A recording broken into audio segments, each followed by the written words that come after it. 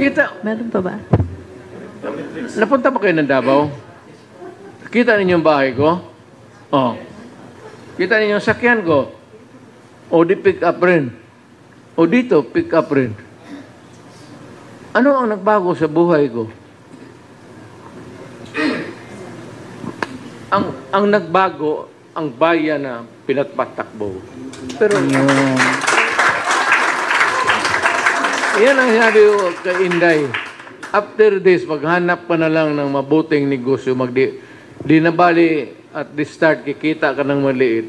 Let it grow and pray to God na suswertihin ka. Pero kung dito ka sa gobyerno, pera gaba, pera ano. Next.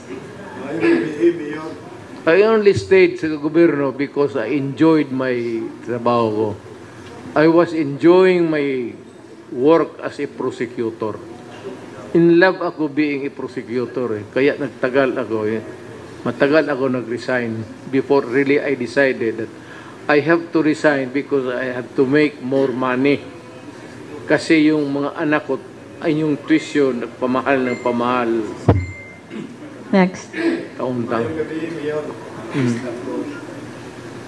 Mangingi lang po kami ng komento sa tungkol sa sinasabi ni Vice President Inday Sara Duterte na karang Facebook.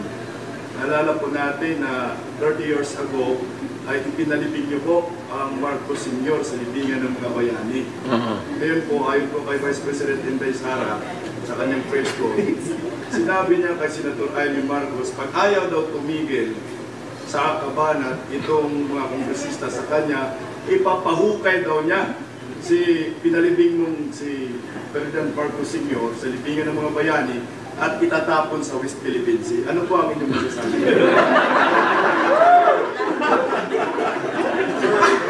Alam mo, tatlo yung anak ko.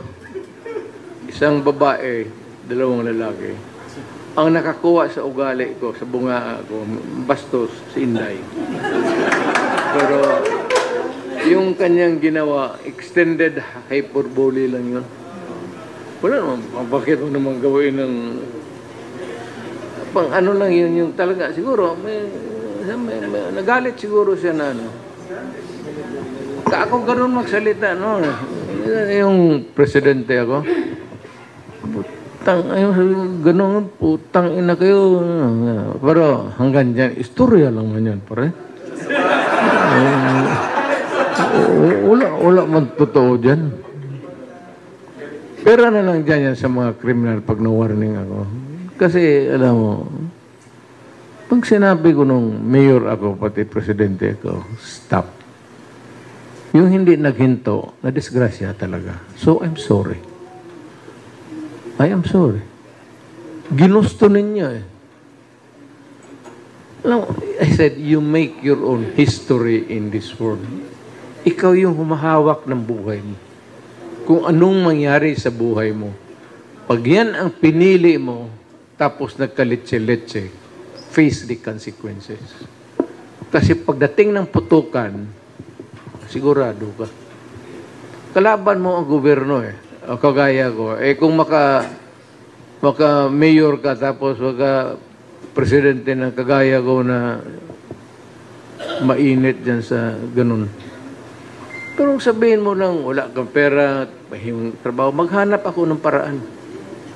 Ibibigay ko yung sweldo ko itong buwan na ito. Sige, you start mag-umpisa ka kung saan ka tulungan kita. Hindi naman tayo manhid yan sa awa. Kasi galing rin ako sa mahirap. Okay. Mahirap lang kami. Yung totoong last na. Yung, di ba? Ayun, yun. Alas 9 pa. Mga alas 2 siguro pwede na tayo magkakaroon. May gabi, Mayor. Yes, sir. Kaninang umaga, nag-umpisa po yung hearing. Hanggang ngayon matapos. Huwag pa mahuman? Wala pa, Mayor. Ang ipangita, hinahanap ng mga tao po ang yung leadership. Kung sila lang daw po ang masusunod, gusto po nila magiging president din kayo. Ano po ang sagot mo sa kanila? Alam mo, sa totoo lang, na-in love lang yung mga tao sa mura ko.